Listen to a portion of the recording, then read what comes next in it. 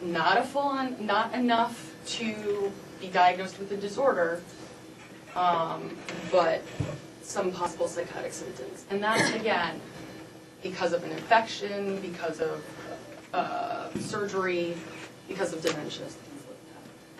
All right, and again, it's going to be more common in geropsychiatric populations in nursing homes, because that's where you go when you have these kind of problems.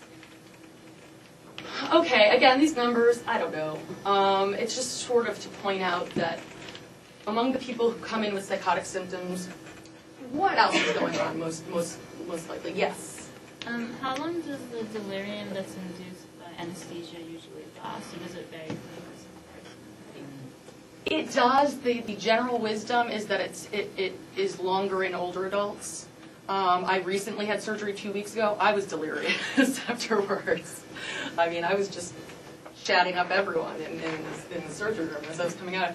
So, but then again, that only lasted, someone would argue maybe longer, but maybe like an hour. But you do see this tendency towards longer periods of delirium. And that has to do a lot with biological factors, like there's also an increased sensitivity to drugs in older adults, and that's due to all sorts of reasons, like changes in metabolism, frailty, and so on and so forth. Which, again, not true of all older adults, but there's...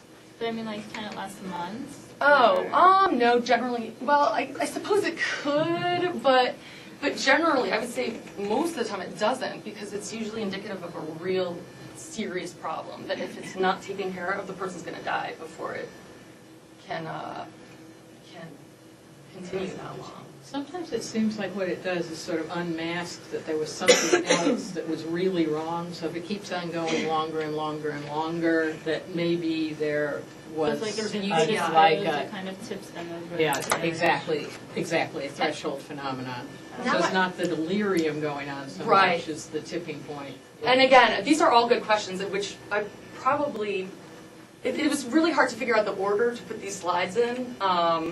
Because I do actually talk about delirium versus psychosis, sort of like, that's, anyway, great questions, yeah. Actually, I have one more question. Yes. So it seems like say with bipolar, it seems like you would most likely only see people when they're in a delirious state. So how can you be sure that that they don't also have the other spectrum too? Like how would you... Of the depression? Yeah, exactly. Okay, again, that's going to get to the, no, these are all great questions. Can I hold off on that one? Because we will, and if this slide doesn't answer it, ask it again, because that's a very good question. In fact, we saw a case like that recently. So, just briefly about schizophrenia. You can look at all the diagnostic criteria online.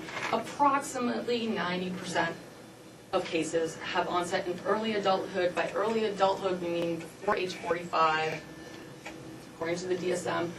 One thing I do want to say is, in general, be wary of diagnoses prior to 1980.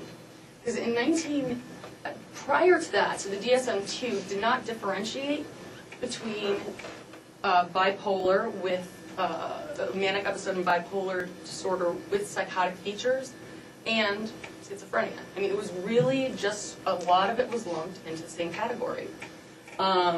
So this has really important, it's an important question because it's an important implication for treatment, all right? Giving someone an antipsychotic versus giving someone a mood stabilizer. I mean, those are very different types of medication. Late onset schizophrenia, again, after age 45. It wasn't even acknowledged until the DSM-3R. Again, someone finally said, hey, let's put that out, and hence the DSM gets bigger and bigger. Characteristics, more common in women, probably because women live longer. More persecutory delusions. So something like someone's out to get me. You saw someone, 89-year-old schizophrenic, who was really convinced that this flock of crows was basically monitoring her and circling outside the window because they were out to get. I mean, they were keeping tabs on her. And yeah, she was really upset by this, which I would be too. Fewer negative symptoms, and by negative symptoms we mean like the catatonic, sort of just not really moving, being very apathetic, abolition, stuff like that. Don't worry too much about that. It just means that there's more like outward displays of psychosis or positive symptoms. And they have a better response to medication, which is a good thing. Again, really important to figure out, is this schizophrenia or not? Because there is a better response. In fact, with this woman, a very low dose of an antipsychotic really made the thing better for her. And also getting her social situation at home under control. Delusional disorder also happens. And basically, you have these persistent delusions, erotomanic being more common in younger people. That's like, someone famous is in love with me and I'm going to stalk them. Grandiose, actually have seen 2 people this year that really believed Obama wanted to hear from them. And in fact, one person was brought in because they contacted the FBI to tell Obama, they told the FBI to make sure that Obama knew that he should prepare a statement in response to his manifesto that he sent to CNN and Fox News. It was really interesting. So that's a real grandiose delusion, yes. The people who have these kinds of things, are they highly intelligent, or is it really just, or not? I mean, could this be the thing that he wrote something really good, or was it like kind of garbage? It was interesting because we actually got to read it in a case conference, and this guy was clearly very intelligent. In fact, I'll just talk about the case right now because it is a good example. This guy looked very normal. In fact, when he first came into the emergency room, they really made him make a gap and discharged him. They said this guy really doesn't have a problem. When he was brought in again, because the FBI contacted local police and said, this guy is, you don't tell the FBI to get in touch with the president, you just don't do that.